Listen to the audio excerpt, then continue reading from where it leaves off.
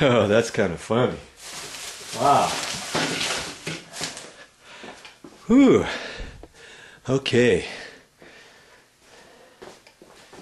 See? I read directions too after all. Okay. Now, I'm going to make up one more. And here's why. I'll get you back up here in the ceiling. And I'm only going to make up one. Okay, that end one, this end one, you know, that wire is going to be fished over here. So I'm not going to make that up because I've got to get that wire in that. So I'm not going to do anything with that one. Now this one here, I can put it together with two wires in it. Kind of like how I did this other one with just one wire. I'm going to put two wires in it. That way one wire is going to go over and feed this box. One wire is going to go over and feed that box. Okay? And so I can only do that to that one. Okay? As for this end one, you know, from here, it goes over to a junction box in the ceiling where I've got the wire that I have to connect to the light switch. Because if you remember, from where the light switch is on the wall over there, it's hard to see it. There it is, right there. That light switch wire only went up to that location right there. That's where the existing ceiling light used to be. They took that out. They put an extension box on there, and then they installed those fluorescent light fixtures, those surface-mounted fluorescent light fixtures when they upgraded 25, 30 years ago and put this the drop T-bar system in. And I've already removed that. Hey, if you haven't watched those videos, you got to check that out. Okay? So, that middle one right there, I can go ahead and put a double one in there, or I could have done this one. I could have done this one and looped over here and over to there. Okay, so either one, take your pick. And that's what we're going to do next. Now see, this time I don't need a 7-foot pigtail at both sides of this light, because when I measure over from here to the other one, I got 32 inches or so. I got 3 feet. I got 6 inches coming down into both boxes. That's 4 feet. I got another foot or so just to kind of do whatever up in the attic.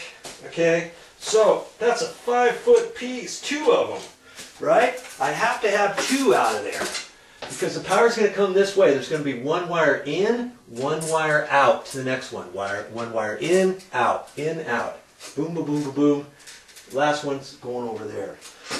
Okay, so that's our next little thing we're going to do. I'm not even going to shut the camera off. Let's just get her going.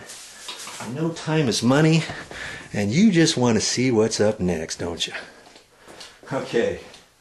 All right. So here's our next can. Okay, I've got the fitting in there, and let's see where my Phillips is. I'm gonna unscrew this just a little bit further, because see, this time I got 2 wires coming in here, right? Whenever I can do something down on the ground, I might as well. There's only so long I can last up in the attic.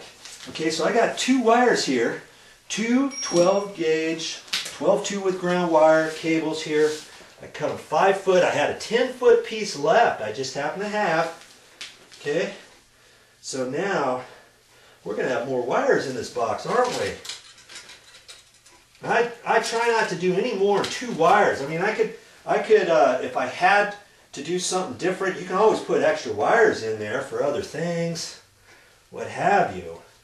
Okay, so I'm just going to fold them tight like that, slip it in there, and I want to kind of bend it like this just so it's going to loop right up in there, you know.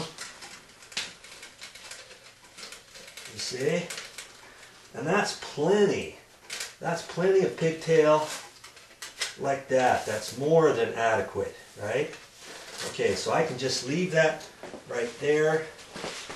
I want you to see this, so I'm going to run that sideways. I'm going to hold those flat. You don't want to get one cattywampus onto the other one. Just keep them flat, you know.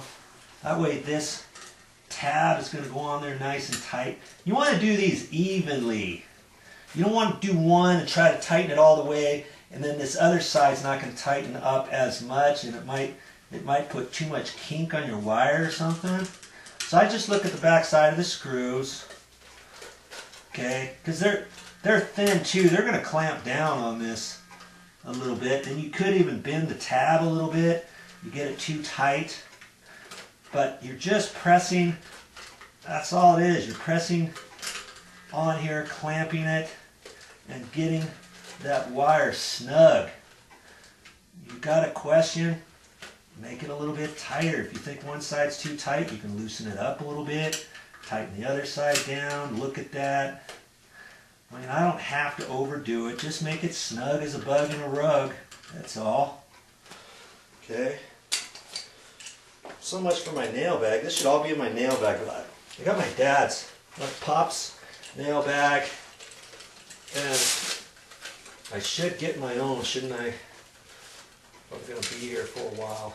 Okay, now I got to strip these wires. Just going to take my sheetrock knife. Keep your fingers out of the way.